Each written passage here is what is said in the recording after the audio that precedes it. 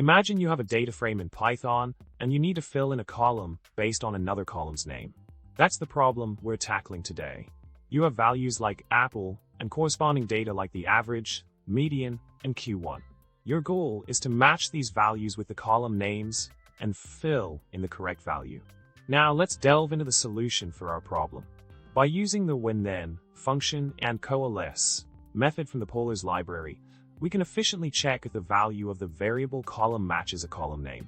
This allows us to select the first non-empty result, filling in the desired value based on the column name.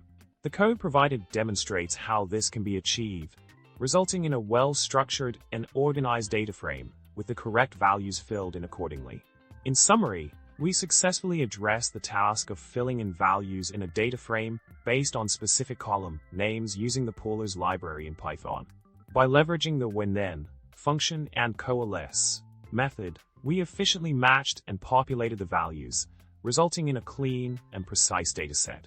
If you found the solution helpful, make sure to subscribe for more content like this video and leave a comment below with your thoughts. Until next time, happy coding!